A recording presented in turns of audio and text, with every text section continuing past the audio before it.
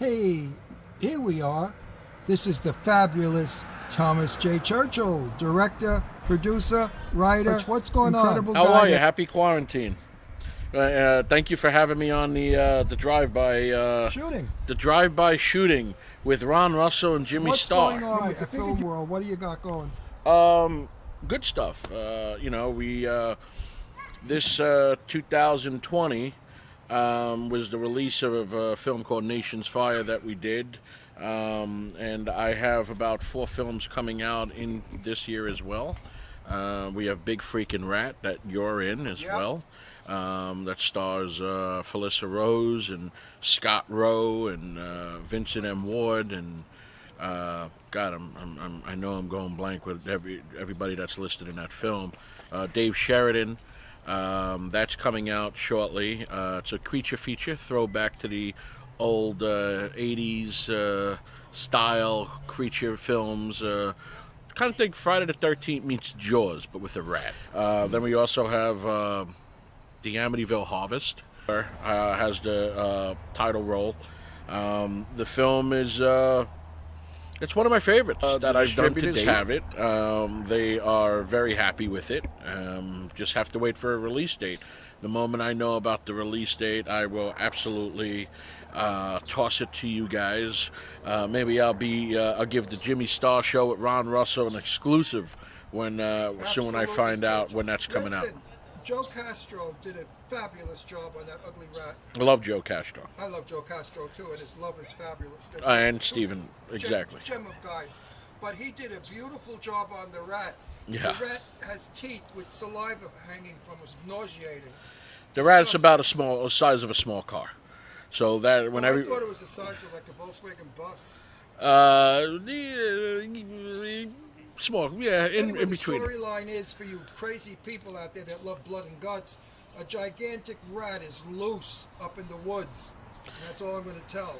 Terrorizes a campground. That's why I said it. Think Friday the 13th meets Jaws. And I play a mafioso guy that's up there in the Does cabin very well playing the mafia guy. We brought Benny up to knock Benny off because right. Benny's a squealer. It was Benny, Jojo, Marco, and your character name was? Paulie. Right. There you go. We're up there in this cabin, and it's quite interesting. I have a line that's my favorite line that Churchill knows, and I don't want to blow it, but I know you people will laugh hysterically when you hear the line and the way I deliver it. Yeah. Churchill, that was a brilliant piece of writing because it was so New York, so Brooklyn, so us. Thank you. The line refers to a coffee cup, everybody. Yeah, it's. There's Jimmy Starr walking our dog. Jimmy! He's walking Astro Boy. So now what's going on as far as your feelings about other people? Jimmy, stop being a ham. Get out of the shot. I'm being photobombed by the great Jimmy Starr. Wait, what are your feelings about what's doing today in horror movies? Well, what don't you like?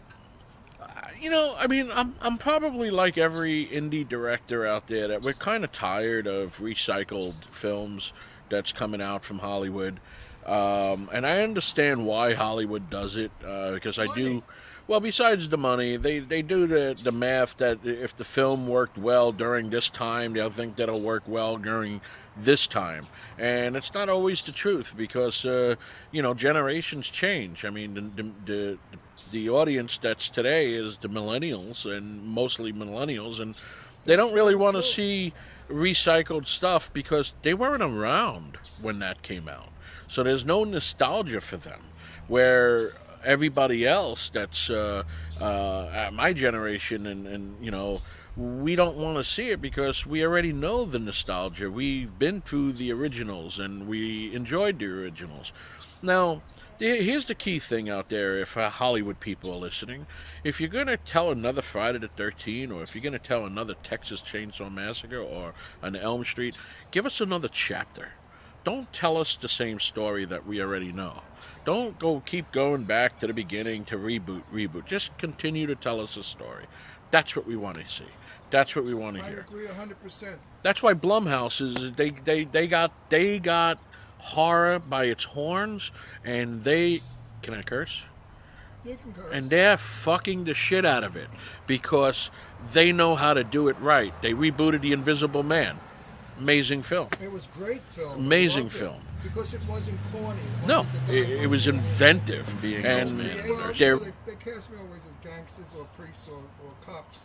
Anyway, so everybody's working. And we can cast you as I want to cast you as a throwback to what you were famous for.